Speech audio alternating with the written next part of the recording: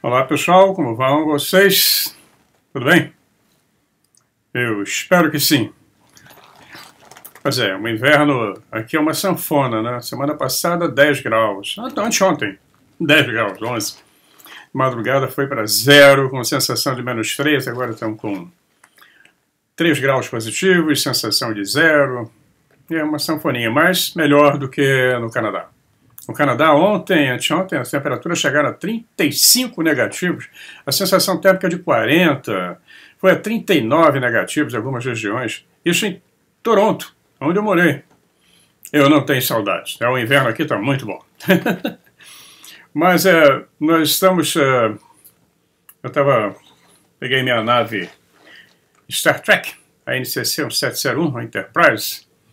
Eu gosto muito da série, sempre fui apaixonado pela série desde os meus 15 anos de idade. E ficaria horas falando sobre essas séries todas, porque são várias séries, Deep Space Nine, Enterprise, Discovery, etc, etc.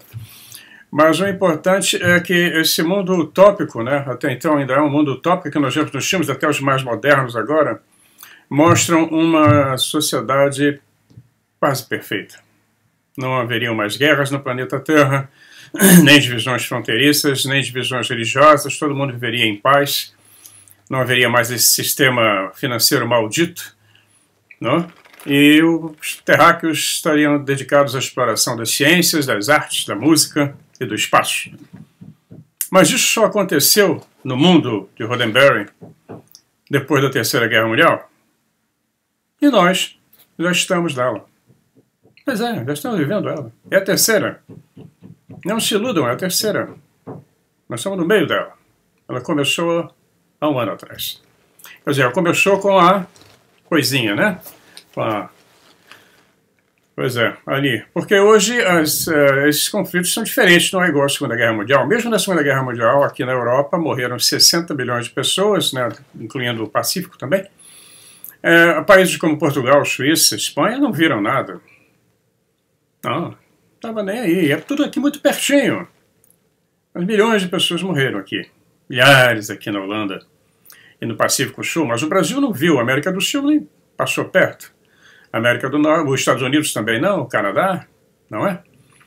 Então é preciso ver isso, ler os livros de história, ver como é que esses conflitos se desenvolveram. Aconteceram em regiões específicas, né? Mas isso aí, o que importa é que o mundo de Roddenberry, do Star Trek, aquele mundo maravilhoso da academia estelar, né? Só aconteceu depois dela, em que mais da metade do planeta foi eliminada. E aí eles resolveram tomar vergonha na cara. Será que nós vamos passar por isso? Teremos essa chance de tomar vergonha na cara? Quem sabe, né? Parece que não. Eu não quero ser pessimista, mas sou realista. A coisa é aqui perto. E quem acompanha sabe que a história é bem diferente do que a mídia OTAN, dessa mídia vagabunda, nojenta, asquerosa, enfia na cabeça de todo mundo e empurra a goela abaixo. Enfim, vamos começar nosso vídeo. O Roddenberry, quando ele criou esse mundo utópico, antes de começar o vídeo, eu lembrei, ele foi piloto na Segunda Guerra Mundial, ele tinha baseado no Havaí, na ilha de Oahu. Eu estive lá pertinho da base onde ele serviu. Ele pilotava uma fortaleza voadora B-17, uma gigantesca fortaleza voadora. Na época era o top de linha. E depois foi piloto civil na Pan American e recebeu uma menção honrosa por causa de um acidente em que ele ajudou os passageiros a sair do avião em chamas. Isso aconteceu na Índia, etc. Ele tinha alguma experiência. Ele fez parte do Clube dos Nobres, do Grupo dos Nobres. Já fiz um vídeo sobre ele, sobre isso. Eu vou voltar a falar sobre isso, que eu vou falar sobre Jack Parsons, né? O laboratório de propulsão a jato da NASA. E tem toda essa história, está embolada aí. Eu estou preparando um vídeo para o Rumble. Eu não vou publicar aqui no YouTube, sim no Rumble, que é o vídeo sobre a Operação Paperclip, sobre essa história do Jack Parsons e os nazistas. Mas aqui na plataforma eu não posso colocar. Ele já está me sabotando o tempo todo. Eu pensei em desativar não monetizar mais o canal para evitar as propagandas que são uma chatice, mas não tem jeito. Mesmo eu desmonetizando o canal, eles continuarão a colocar propaganda, não importa. Eles ganham dinheiro com isso. Só que aí eu também não vou ganhar.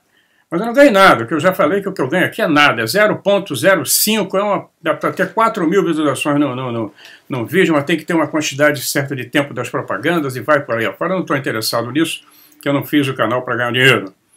Eu fiz um canal para conversar com meus amigos, formar esse grupo. Mas então eu ainda estou esperando. Lá no Rumble também tem a monetização, eu vou manter os vídeos não monetizados, e aí quando eu colocar o vídeo lá, eu aviso aqui. Aviso no Facebook também. Tá? Todos os meus vídeos agora eu estou passando para lá, mas eu farei vídeos específicos para o Rumble, mas eu aviso antes, tá bom? Então vamos começar a bater esse papo.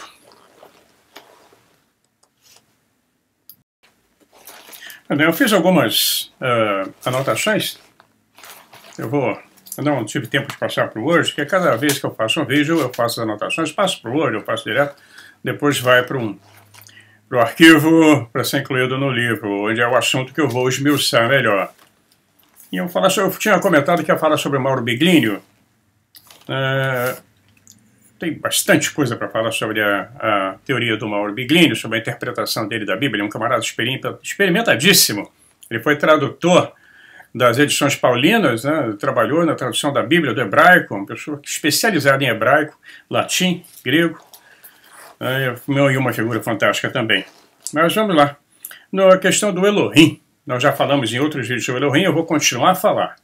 Os assuntos que eu toco aqui no canal, como Viagem do Tempo, agora eu dei uma paradinha e depois eu continuo mais na frente, porque senão nós vamos falar apenas de um único tema. Então ele fala o seguinte, numa entrevista que ele deu na TV italiana, ele fala sobre os Elohims, que os Elohims estão, os Elohim, não tem S, significa plural, mas não tem S. Eles estão na Bíblia e no Antigo Testamento, eles estão bem representados, eles aparecem, os Elohim parecem ser uma assembleia de legisladores supremos, né, de comandantes, de pessoas que exerciam uma certa chefia, tinham uma certa organização. Eles eram seres supremos, eles são também, pelo menos alguns deles, né, nós temos visto aí pelo que nós podemos ver na Bíblia, que é onde fala em Elohim, é o único lugar. Alguns deles eram amantes das artes, até da paz, da música, do bom relacionamento. Mesmo no próprio Velho Testamento, nós vemos que tem hora que o camarada é bonzinho, tem hora que o cara é uma peste, manda eliminar todo mundo, matar inclusive crianças. Mas são diferentes advanced beings, em diferentes épocas, em diferentes períodos. Né? No Antigo Testamento existem vestígios de Elohim mais aberto, de Elohim com atitudes, inclusive atitudes nobres, ensinamentos nobres, com ensinamentos de higiene, de comportamento social, comportamento político, etc.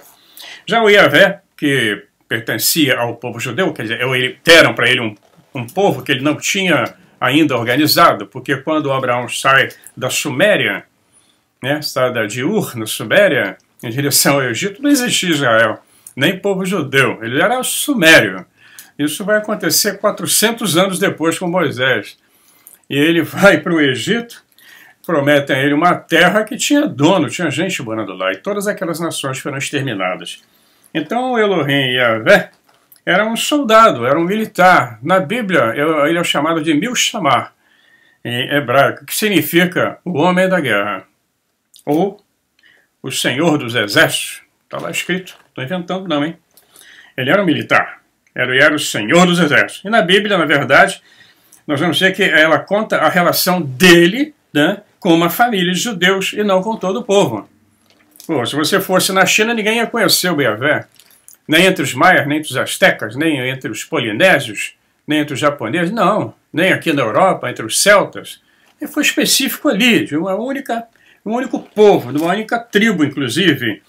Porque, como o Mauro Biglino coloca ali, não era nem o do Deus de todo o povo judeu. Né? Ele diz o seguinte, que ele só se relacionava com uma família. Se nós vemos na Bíblia, nós vamos ver que todas as outras famílias ou parentes próximos foram eliminados. Daí, quando se fala que Yahvé é o Deus dos judeus, estamos, na verdade, expandindo o assunto. Porque, na verdade, ele seria o comandante militar de Jacó, que então assume o nome de Israel. Né? El Elyon, El Shaddai, Micael, Samael, Baraquiel, todos esses anjos tinham El, Altíssimo, lá em cima. E você vai encontrar isso aí em Êxodo 15, 13, Números 10, 35, 21, 14, Josué 5, 13.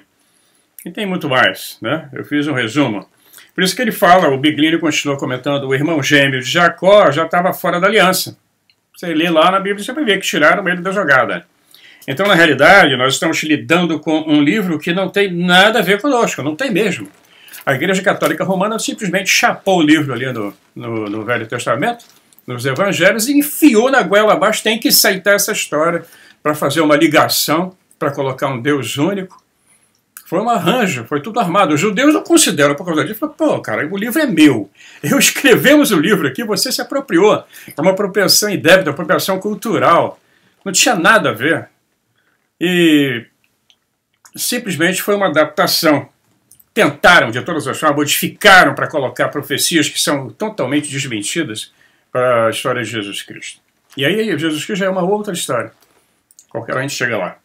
Né? Então, nós vamos ver que o que nós chamamos de Bíblia é, na verdade, um conjunto de livros que nasceu e se referia a um povo específico, dali, daquela região, que ninguém mais conhecia, como na China até hoje nem conhecem.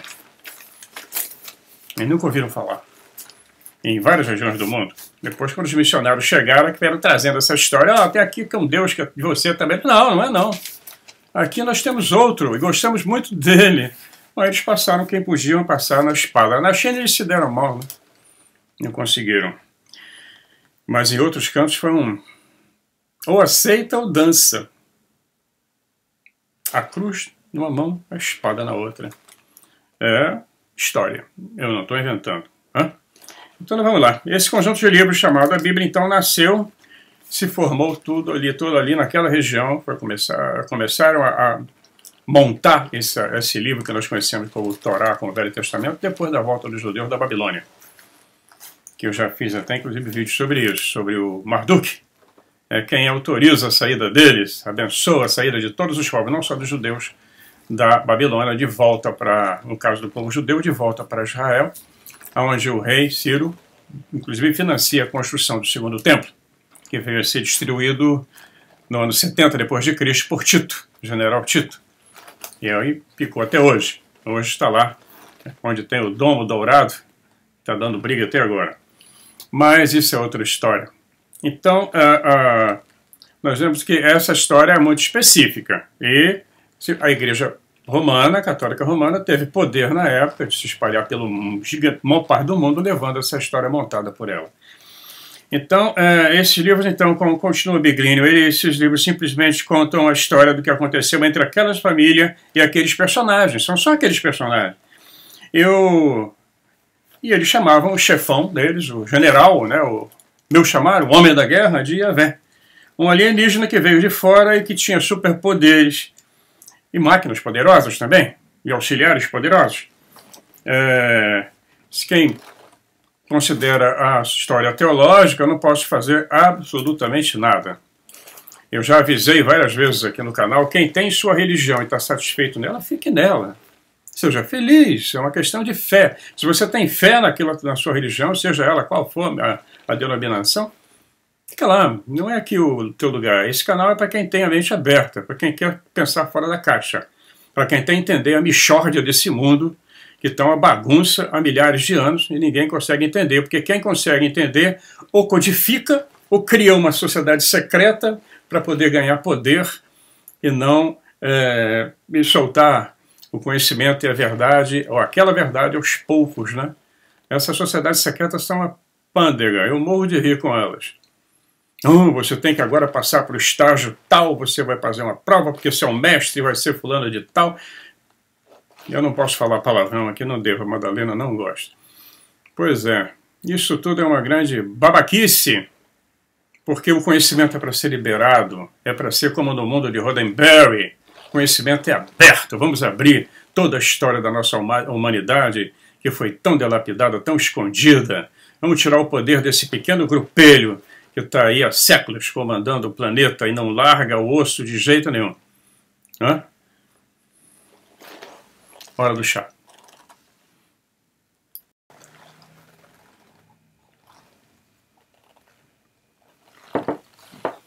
Bem, vamos continuar aqui com os alfarrábios. Deixa eu ver aqui onde é que nós paramos. Então nós vamos ver que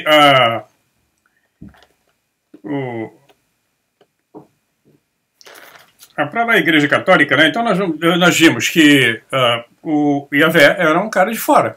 Ele era um alien. Né? Tinha um poder incrível. Ele não pertencia à espécie humana, ele não era terráqueo, ele vinha de outro lugar. É uma definição que até há poucos anos era negada pela Igreja Católica. Da protestante eu nem falo, a protestante acabou, eles não discutem, eles são muito chatos. Eles não entram nesse assunto de jeito nenhum. Os pentecostais, então, nem existem. Eles estão muito interessados no diabo, no capeta, no cabrunco, no reteté, de ficar pulando para cima e para baixo, é o lugar que você mais vê diabo dentro dessas igrejas. Mas a católica deu um passo à frente, eu tenho comentado várias vezes, eu não sou católica, não sou nada, né? Não tenho uma religião, já saí da denominação religiosa há muitos anos. Mas a católica deu um passo à frente. Ela começou a falar sobre o assunto, já fiz vários vídeos sobre isso, já participei até de lives sobre isso. Ela deu um passo à frente, a NASA contratou autoridades religiosas, mais de 10, se não me engano, uns 15 por aí, chega a ser uns 20 especialistas religiosos, de várias especialidades, porque hoje você tem padres, você tem bispos que são formados em química, em física, né, em engenharia, tem advogados, etc. Eles foram para formar um grupo de estudo dentro da NASA para preparar a humanidade para a grande notícia de que existe vida lá fora, ou aqui mesmo ao lado. Né? Então eles já estão fazendo isso, isso é governamental. Tem muita gente que parece que não acorda, já foi divulgado, eles só não sabem exatamente, ou sabem, mas estão preparando a humanidade para essa divulgação. Então ela contratou essa equipe de religiosos para desenvolver os estudos para preparar a sociedade para a grande notícia. Né? Então eles estão preparando esse terreno já há algum tempo. Então já não tem mais essa história de teoria da conspiração. Teve o ano passado, acho que foi agora, mês retrasado, a primeira audiência pública no Senado americano, sobre os UFOs. O próprio Pentágono tem departamentos já designados para fazer essa investigação. Documentos, milhares e milhares, eu tenho acesso aos documentos do Black Vault, do Greenwald, milhares de documentos liberados, tem muita coisa, dá para ficar aí o resto da vida. São milhões de documentos, não são milhares não. Dentro da ufologia, então, tem muita coisa. Já liberado, é só ir lá, tocar. Está lá, tem que pesquisar, tem que perder tempo, tem que gastar algum dinheiro. Dá trabalho. Mas a coisa está assim, eles já sabem tudo, já estão preparando para nos contar. E os filmes de ficção científica, por exemplo, como Star Trek, entre outros, já vem preparando a nossa mente, a nossa psique, né, para esse grande dia que todo mundo está esperando. Porque não vai ser tipo, esse dia da revelação, existe vida lá fora, não quer dizer que já tenham tido contato com essas figuras, com esses ETs, com esses alienígenas. Pode ser apenas que a notícia seja, está comprovado que existe vida em outros planetas. E disso aí até o contato pode levar alguns meses, alguns anos, décadas, um século. Ninguém sabe.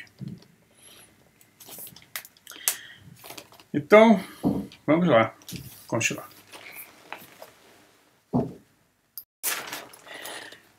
O Mauro Biglini, ele faz uma analogia muito interessante, e quem gosta de história em quadrinhos, eu gosto muito, aí para minha amiga Vantage, ele faz uma analogia interessante com o Super-Homem, com o Superman. Isso é bem, o Super-Homem é antigo, da década de 30. O Super-Homem foi inventado por 2 judeus, e o verdadeiro nome do Super-Homem era Kal-El. Kal-El, é o separado. O verdadeiro nome do Super-Homem era, na verdade, desculpem, o verdadeiro nome era Kal-El. Quando ele vem para o planeta Terra, do planeta Krypton, ele passa a se chamar Super-Homem, porque ele tinha superpoder. Então, Mauro Biglino diz que Kal-El é o singular do Elohim. E Kal significa rápido, leve. Portanto, Kal-El, né, que na história, quando era criança, se chamava Nembokid, era um El. Ele era rápido e leve, vindo de um outro planeta, e era muito mais poderoso que os homens, mas era mortal. Exatamente como os Elohim bíblicos. E eu falei sobre isso, né? O Salmo 82 mostra muito bem quando o Elohim-chefe dá um esporro nos outros Elohim, falando assim, toma vergonha na cara que vocês vão morrer igualzinhos os príncipes, iguais aos reis, iguais aos homens, vocês são mortais. Podem viver muito mais, mas são mortais. Daí que eu pergunto, cadê o Yahvé, né? Escafedeu-se. Sumiu, desapareceu. Então ele diz, olha, exatamente como os Elohims bíblicos, o Superman pode morrer, fica velho. Porque o Superman vem, pequenininho, neném, colocado num foguete, jogam para o planeta Terra, por causa da destruição do planeta Krypton. E ele cresce, ele fica menino, adolescente, fica adulto, né? Namora a jornalista. Né? Então ele vai ficando velho, vai, como todo mundo, e um dia vai morrer. Então, os judeus, desde os anos 30, né, no século XX, que eles vêm colocando nossos olhos nisso, e usando o nome, né, de Deus, no lugar do Elohim. Então, ou o Criador de todas as coisas, ou o Eterno, né, para tirar o Elohim, para não pegar muito mal, você vai ver as Bíblias mais novas, é o Eterno, é Senhor, é Deus, tiraram o Elohim. Nas Bíblias antigas tem Elohim. E o Elohim nosso aqui, quer dizer, dos judeus, entre os outros, né, porque todos eles foram embora. Esse é grande nó na história. Mas nós temos uma teoria. Mais na frente eu explico. Né? Então vamos lá, ele continua. Outra analogia interessante é o nome NASA. Né? A NASA, ele diz que NASA significa, em hebraico, levantar. Esse lido com a letra Shin, que é uma letra hebraica, significa enganar, zombar, iludir. E conta uma lenda urbana que Von Braun, que foi o fundador da NASA, que era nazista, o inventor das bombas V1 e V2, aqui em Peenemünde. Ele era um dos grandes cientistas nazistas e foi para os Estados Unidos, se entregou às tropas americanas. Depois teve cidadania americana, residência, cidadania, se transformou num americano típico, foi capa da Life. Né? E viveu a vidinha dele, criou seus filhos e tudo mais. Mas ele era um nazista, tinha cruz de ferro e trabalhou nas bombas V1 e V2 que mataram milhares de pessoas, inclusive aqui na Holanda. Mas isso é outra história, é a história da Operação Paperclip. Né? Então Von Braun, no seu leito de morte, disse o seguinte, teria dito, né, que as guerras seriam primeiro contra os russos, as que viriam depois da segunda, depois terroristas, depois os orientais, os chineses, e, por final, os ETs. Porém, seria mais uma mentira, porque eles seriam enganados. Não seriam naves de extraterrestres, seriam naves falsas, falsos ETs. Será? Isso aí vem para a história do Hannibal, do Vril, das garotas do Vril, que eu tive um vídeo censurado aqui na plataforma por causa disso. 2 vídeos. Um deles foi até retirado. Né, que eu falava sobre a história do Vril. Mas eu vou preparar para colocar lá no Rumble. Tá? Então os ETs serão o último bicho papão, que vai reunir todo o planeta numa briga comum para expulsar o ET malvado. Que na verdade seria uma grande mentira, segundo Von Braun. Eu já não acredito muito nisso. Né?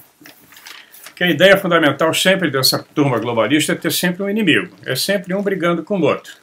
Sempre 2 lutando contra um terceiro, né? Ou 4 lutando contra um terceiro. Né? Agora são 40 países lutando contra a Rússia. Mas é sempre assim, nunca vai ter paz, não. Vai ter sempre um conflito onde tem um inimigo comum. Vamos ver, se vocês leem o livro de 1984, vocês vão ver isso. E o Begin vai encerrando a entrevista dele, que ele fala que estamos todos nós presos numa cerca. Né? Estamos dentro de cercados. Cerca por todo lado. Ele diz que nós somos como um rebanho. Ele deu o exemplo da Itália. Eu vou dizer vocês aí no Brasil, né? Quem nasce aí no Rio Grande do Sul, fronteira com a Argentina, por uma questão de uma rua, né? Quem nasce na fronteira com o Uruguai, você é brasileiro ou é argentino, ou é brasileiro ou é paraguaio, né? Se você atravessar para o outro lado, você vai ter uma outra língua, uma outra cultura, vai pensar diferente, vai pensar como uruguaio, ou como paraguaio, ou como argentino. Se você vem para cá, atravessou a fronteirinha, você vai ser brasileiro, vai aprender a história do Brasil, a língua portuguesa, vai agir e pensar como brasileiro.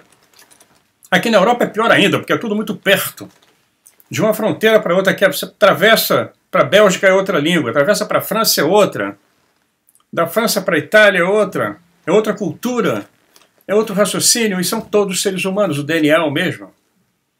Então esse planeta é uma loucura, né? Então você vai ser, porque você nasceu do lado brasileiro, você vai ser treinado como brasileiro, igual animal. Educado como brasileiro, doutrinado como brasileiro. Do lado de lá você é hermano, argentino, treinado como argentino, educado como argentino, com toda uma filosofia argentina. É igual aqui, ele disse que nasceu na fronteira da França, ele falou, pô, mais um pouquinho eu estaria falando francês e pensando diferente, isso é uma loucura. Então ele diz que esses valores, as histórias, os hábitos que mudam, às vezes você dá um passo, muda tudo, né? Então, o DNA sendo o mesmo mostra que todos nós somos, na verdade, terráqueos. Terráqueos. Com modificações raciais que existem, por assim dizer, né? Porque eu não sou igual a um chinês, nem igual a um africano e vice-versa. Por diferentes intervenções, diferentes turmas que intervieram aqui.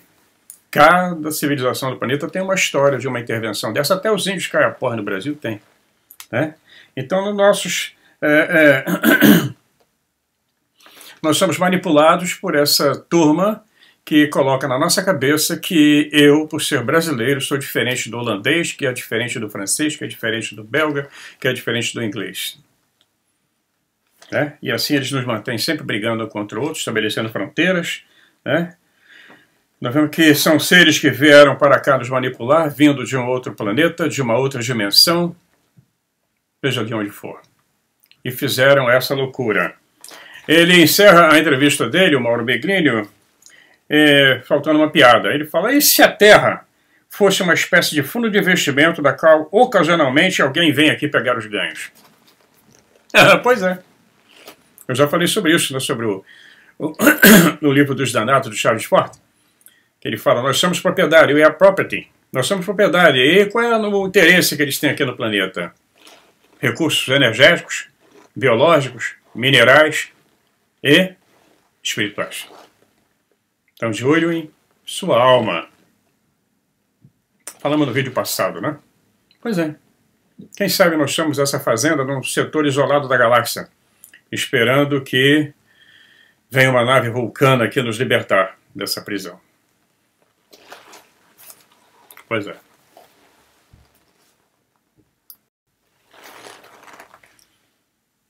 Não é? Muito bem. Malta York. Malta York é uma palavra turca, uma expressão bastante conhecida entre os historiadores, e significa Malta não existe.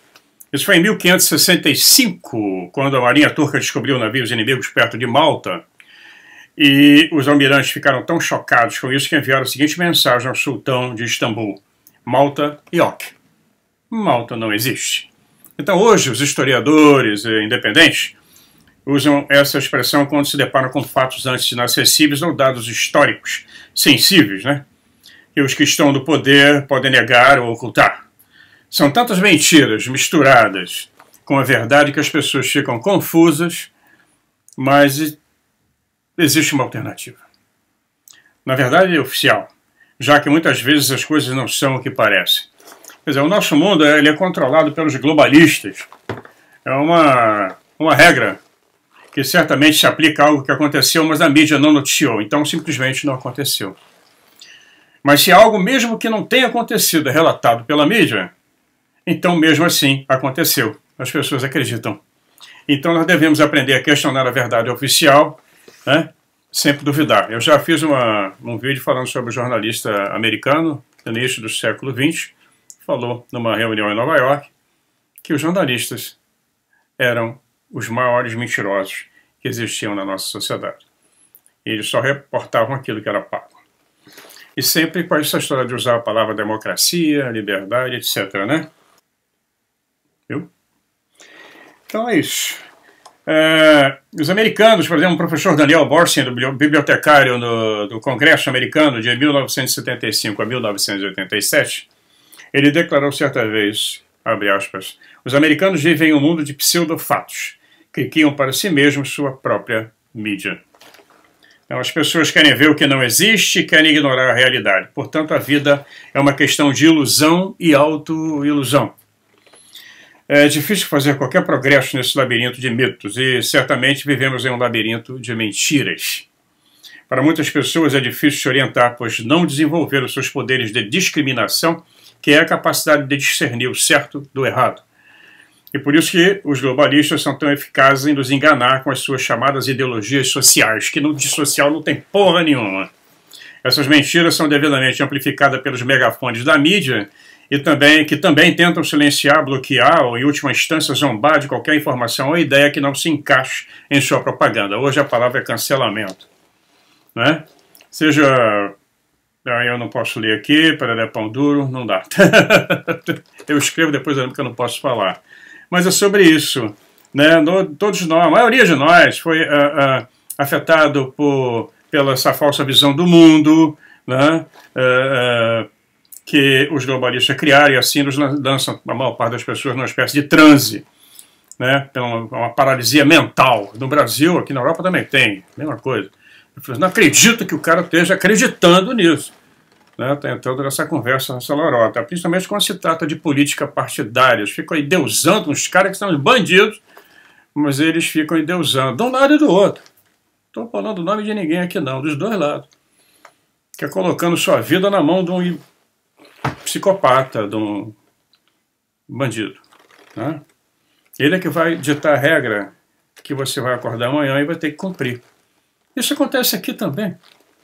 Na França, na Holanda, na Itália. Eu acho que nós estamos querendo esse conflito que está acontecendo aí. Está na mão de cento e poucos caras. Que estão determinando tudo. O preço da gasolina, o preço do meu queijo, do meu vinho, do aluguel. Né? Esse é o mundo. Né? Então, para encerrar o nosso vídeo de quarta-feira, eu quero desejar a vocês um excelente resto de semana.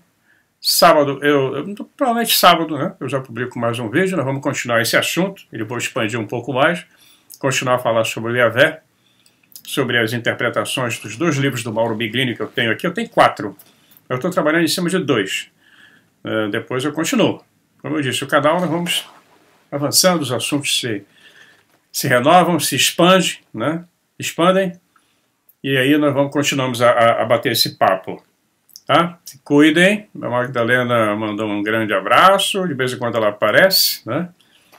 Ela é bom que ela me controla, porque às vezes eu fico um pouco empolgado. Mas eu tenho que segurar um pouquinho, porque senão... Né? Então é isso, pessoal. Um abração, fiquem na paz. Até o final de semana.